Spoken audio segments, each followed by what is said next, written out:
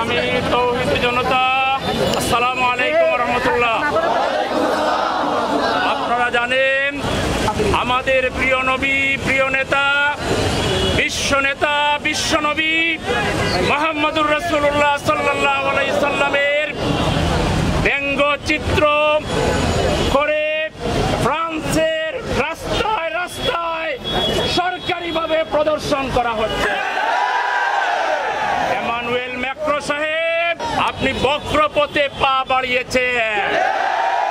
পৃথিবীর ইতিহাস সাক্ষী, ইসলামের সাথে, আল্লাহর সাথে যারা দুশমনী করেছে তাদের পতন অনিবার্য। তোমাকে সৎ পথে ফিরে আসতে হবে। আজকে সারা বিশ্বের অমুসলিমরা পর্যন্ত বলছে 100 জন মনীষীর জীবনী আলোচনা করা হয়েছে দি 100 বইতে।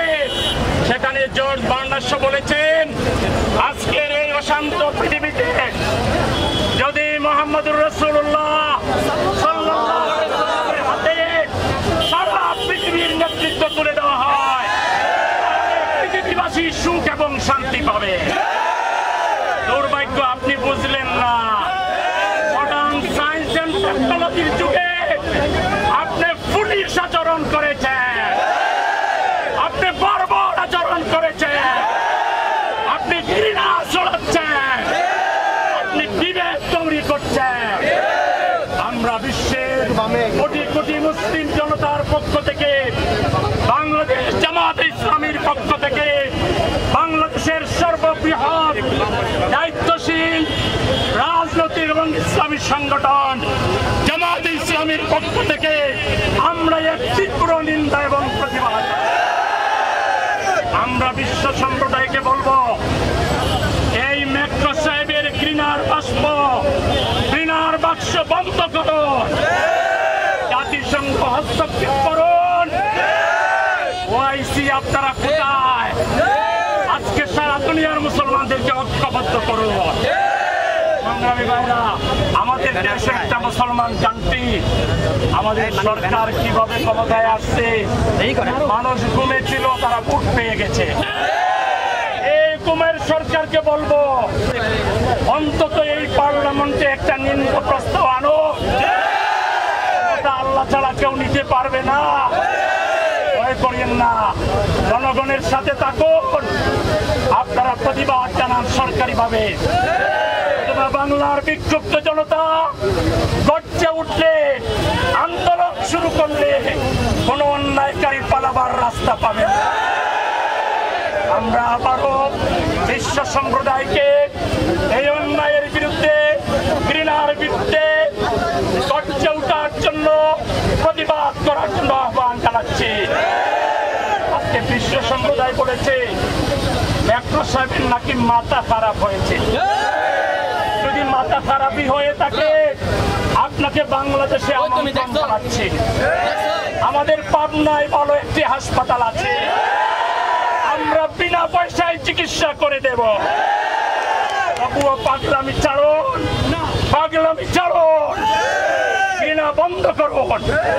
আজকে আমি বিক্ষুব্ধ জনতাকে জিজ্ঞেস করতে চাই, মুহাম্মদ সাল্লাল্লাহু আলাইহি সাল্লামের ইজ্জত রক্ষায় প্রয়োজনে কি আপনারা লড়তে রাজি আছে? প্রস্তুত থাকার আহ্বান জানিয়ে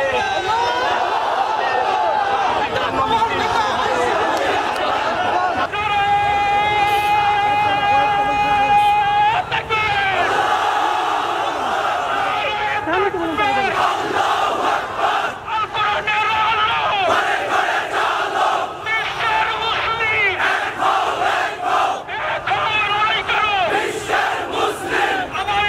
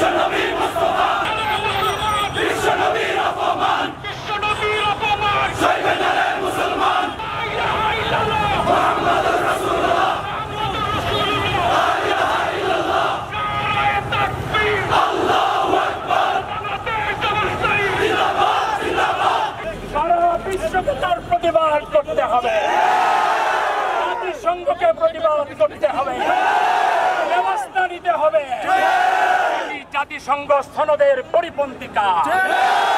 আর স্বাধীনতার নামে কোন উগ্রতা আমরা মানি না। আপনারা মুসলমানদেরকে উগ্র বলেন, মুসলমানরা কোনদিন কোন ধর্মীয় নেতার বিরুদ্ধে এরকম কাজ করেছে তার কোন প্রমাণ আছে? সুতরাং কারা উগ্র? মুসলমানরা না, আপনারা। উগ্রতার বিরুদ্ধে আল্লাহর নবী লড়াই করেছেন। ইসলাম শান্তির কথা বলে। মুহাম্মদ সাল্লাল্লাহু আলাইহি ওয়াসাল্লাম রাহমাতাল লিল আলামিন, সারা বিশ্বের জন্য শান্তি। সুতরাং ইসলাম প্রতিষ্ঠার আন্দোলন চলছে, চলবে। আপনারা প্রস্তুত আছে? সবাইকে প্রস্তুত থাকার আহ্বান জানিয়ে আজকের সমাবেশ এখানে সমাপ্ত ঘোষণা করছে। খোদা।